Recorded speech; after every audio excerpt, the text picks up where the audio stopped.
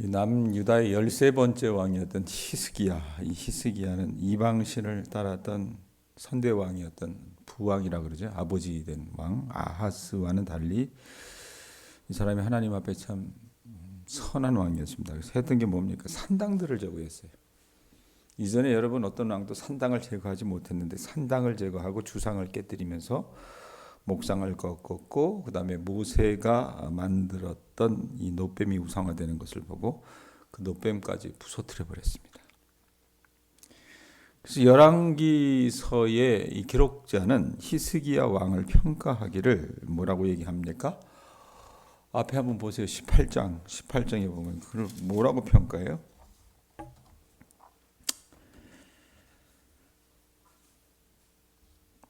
5절? 18장 5절에 뭐라고 얘기합니까? 히스기야가 이스라엘 하나님 여호와를 의지하였는데 그의 전후 유다 여러 왕 중에 그러한 자가 있었대요, 없었대요?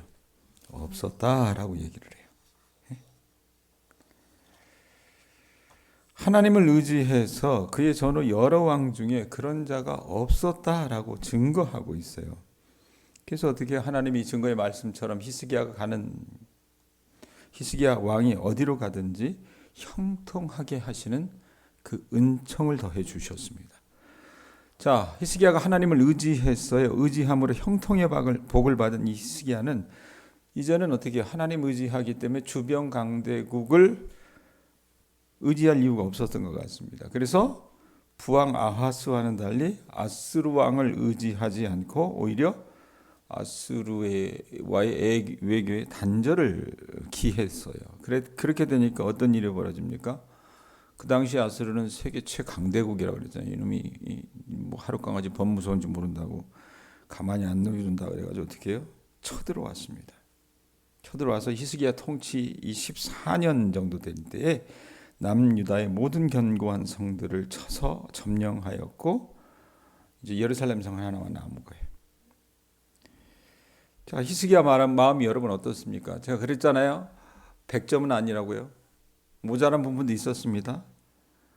자, 자기 백성들이 이제 예루살렘 성에 갇혀 있습니다. 자기도 언제 죽을 줄 몰라요. 그래서 끝까지 하나님 의지하며 아수르의 위협에 그가 흔들리지 말았어야 했었는데 이 아수르 왕의 성난 마음을 우선 좀 누그러뜨리려고 그가 도대체 원하는 것이 무엇인지 물었습니다. 그때 아수르 왕이 여러분 어떻게 합니까? 조공을 바치라고 하죠. 그 조공의 내용이 뭐였어요? 엄청난 금과 은을 바치라고 했잖아요.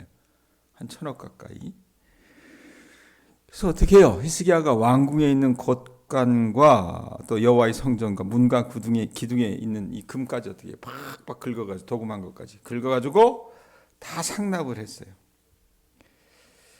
자, 그렇게 하면 이 왕 아수르 왕 사네립이 그 노를 좀 누그러뜨리겠지라고 생각을 했는데 그건 자기 생각이었습니다. 그대로 끝나지 않고 그것이 하나님을 기쁘시게 하는 일도 아니었고 그랬다고 말이에요. 그래서 아수르 왕이요 그거 받고 가면 되는데 그 안 받고 어떻게 해요? 꼴딱 삼키고는 안 갔습니다. 본국으로 돌아가지 않았다고 말입니다. 오히려 압박을 더 가하는 겁니다. 그래서 여러분 우리가 읽지 않았지만 이 18장 뒷부분에 보면 아수르 왕이 신하들을 통해서 히스기야에게 야, 너 애굽도 의지하지 말고 응? 여호와 하나님 그거 별거 아니야. 그 하나님도 의지하지 마라. 심지어 자기의 침공이 하나님의 뜻인 것처럼 그렇게 빗대어 말했습니다. 그리고 예루살렘 거주민들에게 예루살렘에 거하는 성 사람들이 있을 거 아니에요. 그 사람들에게 어떻게 해요? 아람 말로 하는 것이 아니라 히브리 말로 히스기야의 왕이 하는 그 말, 여호와께서 반드시 역대기에 보면 이 말이 나오거든요. 여호와께서 반드시 우리를 건지시리라고 하는 그 말을 믿지 마라. 그 새빨간 거짓말이다. 이렇게 얘기를 했어요. 자, 왕이 어떻겠습니까, 여러분? 호도로 이들을 압박하는 이 아수르 왕에 의해서 이 히스기야 왕이 여러분 혼미해졌습니다. 이거 어떻게 하지? 자, 그런 과정 가운데 19장의 이야기가 달라붙는 겁니다. 19장 1절 보세요. 어떻게 합니까? 이런 위기의 상황 속에서 어떻게 하는지 보세요. 히스기야 왕이 듣고 그 옷을 찢고 굵은 배를 들고 여호와의 전에 들어갔다라는 표현이 있습니다. 자, 히스기야가 이 위기 앞에 보인 첫 반응은 뭐였냐면은 이 사람의 사람됨을 보여주는데 이 암울한 소식을 듣고 겸손하게 자신을 낮추고 하나님 앞에 나갔습니다. 그런 조공으로 아수르를 그가 조공으로 아수르를 달랜 것은 헛수고일 뿐이라는 것을 이 사람은 깨달았고요. 이 문제를 풀 수 있는 근본적인 열쇠는 하나님 한 분이라는 것을 알게 됐다고 말입니다. 그래서 어떻게 해요? 선지자 이사야에게 조언을 구합니다. 자, 이사야는 어느 때부터 활동했다 그랬어요? 히스기야 아버지가 나았을 때부터. 그래서 도와달라고 조언을 구해요. 여러분, 이미 멸망한 북이스라엘뿐만 아니라 풍전등화에 있었던 남유다까지 나라가 위기에 처할 때 보통 하나님께서 어떻게 하셨냐면 선지자들을 보내서 그 왕들에게 경고하셨어요. 그게 그 방법이었는데 그런 적은 많이 있었지만 히스기야가 달랐던 게 뭐냐면 하나님의 뜻을 전달하는 선지자를 찾아가서 조언을 구한 왕은요, 손꼽을 정도로 적습니다. 그 중에 하나가 누구예요? 히스기야 왕이었다는 얘기입니다. 자, 히스기야가 자기를 대신해서 이 엘리야김과 셈나와 제사장 중 장로들에게 굵은 배를 입히고 자기가 보낸 메시지를 들려 이사야에게 가서 아뢰게 됩니다. 그게 3절이에요. 뭐라고 얘기합니까? 그들이 이사야에게 이르되 히스기야의 말씀이 오늘 뭐가 왔대요? 환난과 징벌과 모욕의 날이라. 오늘은 환난과 징벌과 모욕의 날이라. 아이를 낳을 때가 되었으나 해산할 힘이 없도다. 앞에 깜깜한 현실을 히스기야가 자기의 사자를 통해 전달합니다. 환난과 징벌과 모욕의 날이다. 네?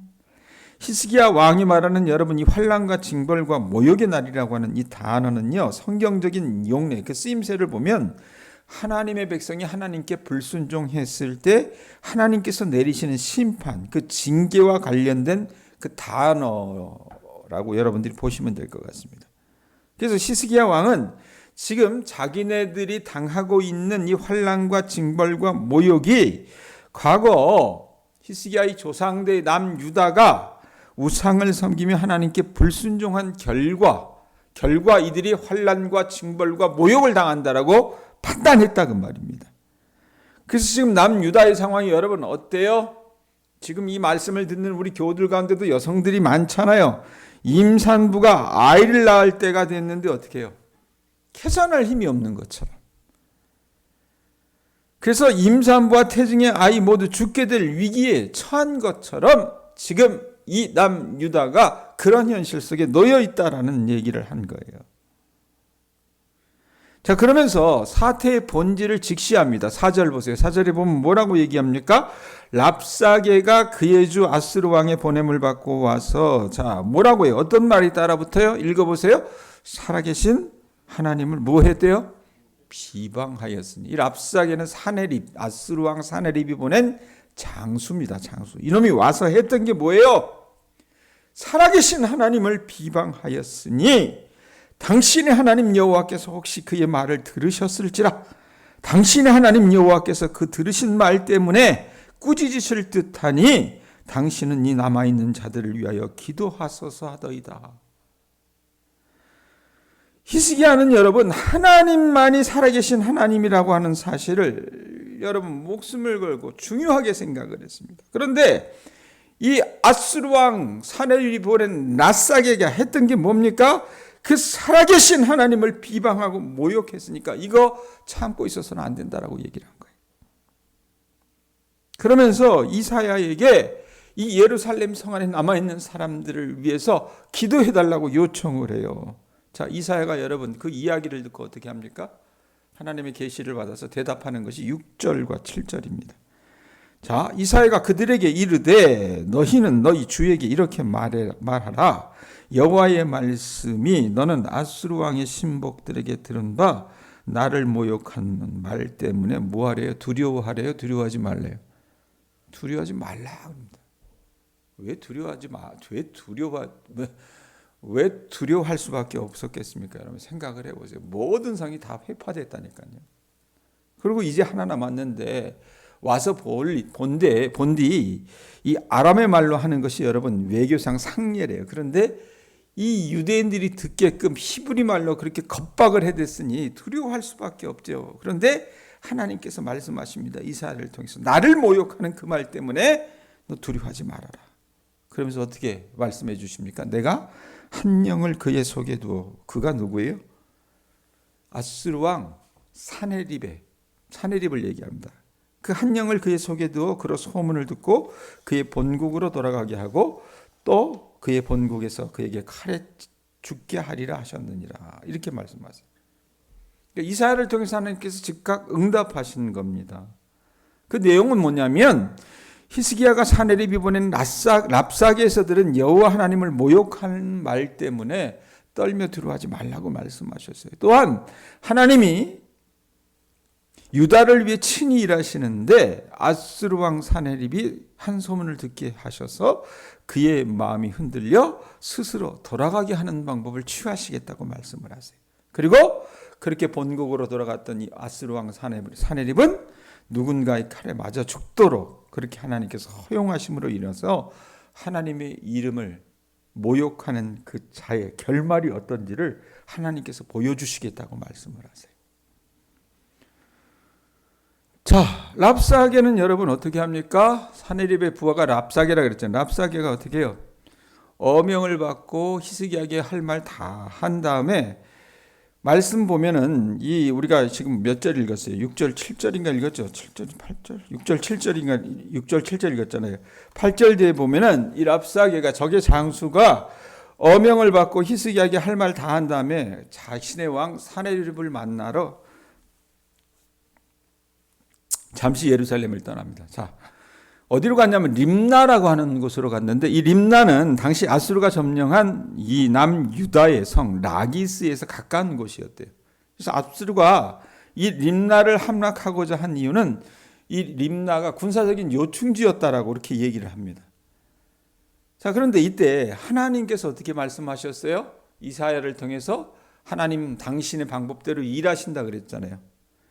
그래서 아수르 왕의 귀에 한 소문이 들리게 하십니다. 그게 어떤 겁니까? 9절 보면은 구스왕이라고 써 있어요. 구스라고 하는 나라는 여러분 아프리카에 가보면은 이 이집트 옆에 에디오피아라고 하는 나라가 있습니다. 그 에디오피아를 구스라 그래요. 이 구스왕 디르하가가 자기하고 싸우려 온다는 소식을 듣고 어떻게 해요? 우선은 거기부터 막아야 됐으니까 잠시 예루살렘에서 군사를 물리면서 그에게 물리면서 어떻게 해요? 히스기야도 가만히 두면 안 되잖아요. 그러니까 한 번 더 겁박을 하는 겁니다.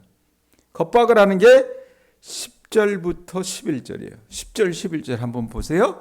너희는 유다의 왕 히스기야에게 이같이 말하여 이르기를 내가 믿는데 하나님이 예루살렘을 아수르 왕의 손에 넘기지 아니하겠다는 말에 속지 말라. 그 새빨간 거짓말이다. 그래놓고 아수르의 여러 왕이 여러 나라에 행한 바 진멸한 일을 내가 들었나니 내가 어찌 구원을 얻겠느냐. 구원받지 못한다는 얘기입니다. 예? 이미 아수르는 여러분 근동아시아에 여러 다른 나라와 신들을 정복한 그런 전력이 있었잖아요. 그런데 유다의 운명과 유다의 하나님은 멸망한 그들과 다르게 여호와 하나님이 구원할 것이라고 이 히스기야가 그 백성들에게 공공연히 떠드는데 그거는 새빨간 거짓말이란 얘기예요. 예? 아주 여러분 어떻게 해요? 그냥 이 하나님을 믿는 사람들의 얼굴에 그냥 어떻게 해요? 똥칠을 하는 겁니다. 그냥 얼마나 가짜게 보였으면 이런 얘기 하겠어요. 자, 하나님을 모욕하는 편지를 히스기야가 받잖아요. 그런데 어떻게 합니까? 이사야에게도 여러분 가서 전가를 보내서 자기들을 도와달라고 기도해달라고 얘기하지만 히스기야의 반응이 여러분 14절부터 나와요. 14절 한번 보세요. 뭐라고 얘기합니까? 히스기야가 사자의 손에서 편지를 받아보고 이 편지는 누가 보낸 거예요? 아수르 왕 사네립이 보낸 편지입니다. 그 편지를 받아보고 어떻게 했대요? 여호와의 성전에 올라가서 히스기야가 그 편지를 여호와 앞에 펴놓고 그 편지를 읽은 후 성전에 올라가서 그 편지를 하나님 앞에 쫙 펼쳐놓는 거예요. 그리고 여러분 이 성전은 하나님께서 특별한 방법으로 이스라엘 백성들과 함께 거하시는 장소였잖아요. 그렇기 때문에 편지를 하나님 앞에 쫙 펼쳐놓음으로써 하나님 보십시오. 우리가 하나님을 신뢰하고 의지하는 마음으로 하나님 앞에 나아가는데 지금 이 상황을 하나님도 목도하셨으면 좋겠습니다라고 얘기하고 있는 겁니다. 그러면서 어떻게 해요? 하나님에 대한 자신의 신앙을 고백해요. 여러분 분명히 사내립은 뭐라고 얘기했습니까? 야 히스기야 그 말 믿지 마. 그거 새빨간 거짓말이야. 하나님 너희들 구원 안 하셔. 그리고 난 이제까지 진 적이 없어. 이 근동아시아의 모든 나라들을 내가 다 멸망시켰고 그들이 믿는 신들을 다 깨부셨어. 그러니까 나를 당할 그런 존재도 없고 신도 없다 그 말이야. 그랬을 때 여러분 히스기야가 하는 기도의 내용이 15절에 나와요. 15절 보면 뭐라고 얘기합니까? 그 앞에서 히스기야가 기도하여 이르되 그룹들 위에 계신 이스라엘 하나님 여호와여 주는 천하만국의 홀로 하나님이시라. 주께서 천지를 만드셨나이다. 자, 아수르 왕 사내립이 가져다 준 수모와 협박에도 불구하고 히스기야는 어떻게 해요? 자신에게 하나님은 어떤 겁니까? 아수르 왕 사내립이 섬기는 그 신이 아니라 이 이스라엘의 하나님 여호와만이 유일한 하나님이시라는 것을 어떻게 고백하고 세상의 헛된 신과는 다른 천하 만국에 홀로 계신 그 하나님, 천지를 창조하신 그 하나님이라고 하는 것을 자기 입으로 고백해. 내 그 하나님을 믿고 주님, 당신을 모욕하는 이 글을 당신 앞에 놓습니다. 그러면서 히스기야가 자기가 지금 당면한 그 백성들이 지금 당면한 현실들을 하나님 앞에 다시 한번 하소연하는 거예요. 아수라와는 이 거대한 공포가 근동아시아의 여러 민족과 땅을 황폐하게 했고 지금 그 세력이 우리 유다까지 미쳤습니다. 그러기에 하나님 앞에 얘기하는 게 19절입니다. 히스기야가 말하고자 하는 요지가 19절이에요. 뭐라고 얘기합니까? 19절 읽습니다. 시작. 우리 하나님 여호와여 원하건대 이제 우리를 그의 손에서 뭐 해달라요? 구원하옵소서. 이제 우리를 그 사내립의 손에서 구원하옵소서. 그러면서 그리하시면 천하만국이 주 여호와가 뭐라고 얘기합니까? 홀로 하나님이신 줄 알리이다 하니라. 여러분 아수르 왕 사내립이요 기고만장했다 그 말입니다. 자기를 이겨나갔던 나라도 없었고 민족도 없었고 신들도 없었어요. 자기가 믿는 신이 최고라고 생각을 했습니다. 그리고 지금 자기 앞에 있는 여러분 남유다의 형국은 어때요? 수도인 예루살렘만 남고 다 멸망했어요. 그러니 하나님도 얼마나 가짜않게 보였겠습니까? 그러니 그 모욕을 하죠. 그 조롱을 하죠. 그런 상황 속에서 여러분 히스기야가 얘기하는 거예요. 하나님은 그런 분 아니신 걸 제가 믿습니다. 우리 하나님만이 홀로 하나님이신 것을 제가 믿사오니 주여 저들의 손에서 우리를 구원하여 주셔서 천하만국이 주 여호와가 홀로 하나님이신 것을 알게 하여 달라고 기도하고 있다고 말입니다. 제가요 지난주 금요일 날 이 히스기야에 대한 소개를 여러분들에게 같이 하면서 우리식으로 이해하기 쉽게 남유다의 어떤 정조 임금 정도라는 별칭을 붙였는데 여러분 그 사람이 그런 칭송을 받는 데는 그만한 이유가 있었습니다. 사실 여러분 히스기야 때는 이전에 자기 조상들과 비교해서 나라가 크게 왕성하지 못했습니다. 이미 내리막길을 걸어가고 있었다 그 말입니다. 지금 이렇게 천하를 제패한 아수르에게 나라가 침탈당하는 상황에 놓인 것을 보면 여러분 우리가 좀 어느 정도 실감할 수 있다 그 말입니다. 자, 그럼에도 불구하고 히스기야에 대한 평가가 여타의 다른 왕과는 달랐던 것은 오늘 말씀에 보여진 것처럼 그런 위기 앞에서 어떻게 해요? 물론 한번 실수하긴 했습니다. 와서 겁박을 하니까 궁전에 있는 모든 창고대에 있는 걸 다 긁어 모아다가 심지어 성전 기둥에 있는 금까지 다 긁어다가 어떻게 해요? 가져다 줬지만 그게 헛된 일이라는 것을 깨달은 다음에 여러분 히스기야는 다른 데 그의 눈을 두거나 의지하지 않고 누구를 찾았습니까? 하나님을 찾았다는 겁니다. 네?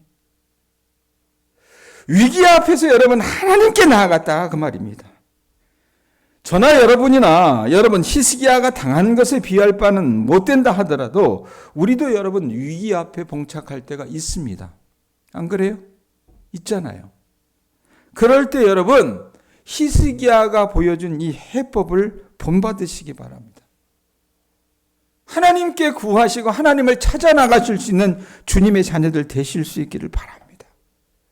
여러분들에게 하나님은 여러분 유일하신 여호와 하나님이라는 것을 고백하는 그 히스기야의 입술의 고백이 될 수 있기를 주님의 이름으로 축원드립니다. 우리가 그렇게 고백하고 우리가 그렇게 하나님을 신앙한다면 하나님은 아무리 여러분 우리가 칠흑 같은 암흑과 지옥 구덩이 속에 있다 하더라도 우리를 구원해 내 주실 것이라 그 말이에요. 예? 또한 여러분 히스기야에게는 여느 다른 왕들에게 없었던 것이 있었어요. 그건 뭐냐면 하나님을 위한 열심이 있었어요. 예? 단순히 자기 앞에 당면한 그 위기를 모면하기 위해서 엎드렸다기보다는 이 사람이 여러분 말하는 진술들을 잘 보세요. 뭐라고 얘기합니까? 히스기야는요 하나님의 이름이 모욕당하고 있는 그 현실에 분개했습니다. 의분이 있었어요. 거룩한 분노가 있었다. 여러분 이렇듯 하나님을 향한 열심을 가진 자를 여러분 하나님은요 히스기야의 예에서뿐만 아니라 성경의 다른 여러 곳에서도 이런 거룩한 열심을 갖고 있는 사람들을 하나님께서 어떻게 하셨어요? 구원해 주셨다는 것을 여러분들이 아셨으면 좋겠어요. 우리는 어때요? 소견이 좁습니다. 그래서 기도한다고 해도 어떤 관심을 갖는다고 해도 내 일 아니면 어떻게 해요? 관심을 갖지 않아요. 저는 여러분들이 주님 앞에 새벽마다 나와서 말씀을 듣고 기도하는 이 시간 속에서 여러분들이 어떤 이 좁은 소견들 시야가 넓어지고 확장될 수 있어질 수 있기를 축원드립니다. 누구의 시선으로요? 히스기야의 시선까지 가실 수 있기를 바랍니다. 그래서 그 거룩한 시선을 가지고 하나님의 이름이 모욕당한다 한다면 어떻게 해요?